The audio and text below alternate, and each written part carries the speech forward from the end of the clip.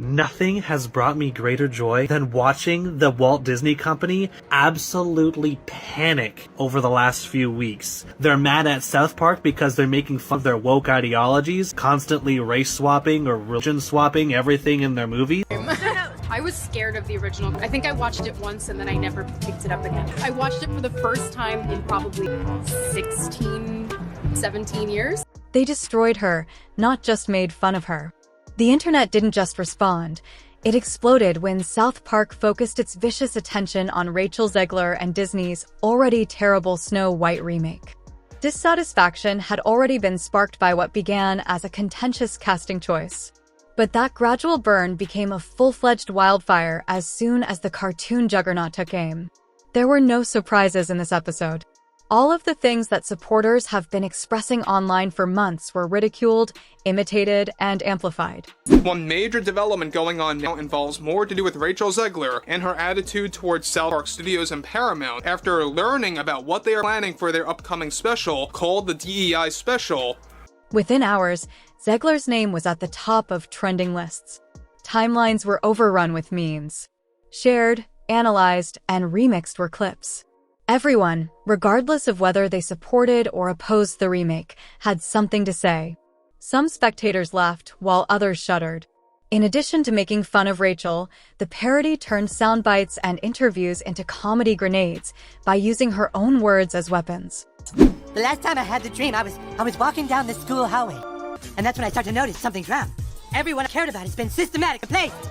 And finally, I want to scream, and I'm like, why are they replacing every character with someone who is diverse? What was once Disney's next big fairy tale suddenly became a pop culture catastrophe.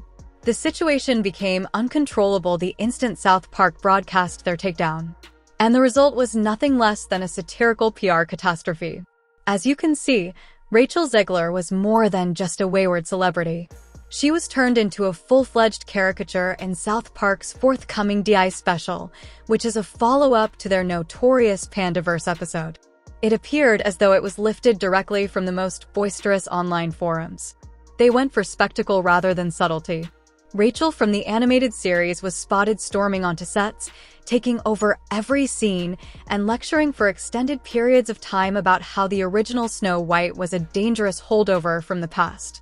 Even if everything worked perfectly, it would have been almost impossible for this movie to succeed because we're comparing it to one of the most beloved films of all time and a truly groundbreaking movie. By yelling at her co-stars, rolling her eyes at script suggestions, launching into monologues about equity, and rewriting the fairy tale to reflect what she called modern salvation through progress, she was not merely contemptuous, she was militant.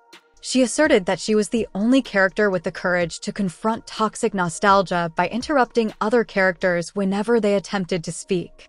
She thought the original Snow White was poisonous garbage, mocking any trace of tradition or romance. The cleverness of the parody extended beyond its ridiculousness. It was because it closely matched what Rachel had said in real interviews. Despite being exaggerated, the animated version of her character didn't feel wholly made up. It was strangely familiar. Additionally, she didn't feel wholly imaginary when she stormed through the top. It was strangely familiar. Everyone else in the room, including the cartoon co-stars and imaginary Disney executives, just groaned as she bounded through the spoof, acting as like she was the only one who could save society. They weren't sure whether to speak up or risk being steamrolled next. On the original production, I was scared of it. Oh, it was so weird. It was stalker. Like, I feel like if you are taking on the most iconic Disney role ever, genuinely, like this was the most prolific Disney film, I feel you should kind of have some sort of reverence for the original production. The most bizarre aspect was that everything was uncannily identical to what she had truly stated.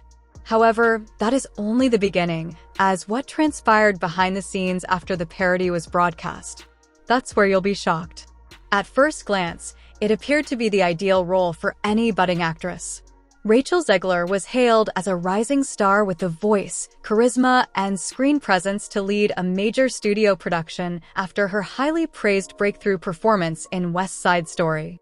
Disney hailed her as the ideal face for a new generation of fairy tale heroines when they proudly announced her casting as the new Snow White in their ambitious live-action remake. It was supposed to be the next big thing, a fusion of classic Disney charm and modern storytelling reimagined for contemporary audiences. Press releases were glowing. Industry sources hailed the move daring. Rachel herself expressed with joy about the opportunity, calling it a big honor, and said she hoped to inspire females everywhere. The marketing machine was ready to roll, but that upbeat story collapsed almost immediately. But within days, the reaction began. You don't particularly see people who, look like me or are me playing roles like that. So it was definitely, when it got announced, He wasn't a stalker. thing that was trending on Twitter for days because all of the people were angry. Fans of the 1937 version weren't thrilled. The hiring of a Latina actress for a character literally named Snow White ignited intense disputes throughout the internet. Critics and YouTubers swarmed comment sections with the same question. Why cast someone who clearly doesn't enjoy the source material? But it wasn't just the casting, it was the remarks. In interview after interview, Rachel attacked the original. She claimed it was odd and archaic. She said the prince was a stalker. She claimed that Snow White would now dream of power rather than love. It's no longer 1937, and we absolutely wrote a Snow White. That laugh. That is, You wrote it? She's not going to save for the prince, and she's not going to be dreaming about true love. She's dreaming about becoming the leader she knows she can be. The original cartoon came out in 1907, and very evidently so. There's a big focus on her love story with a guy who literally stalks her.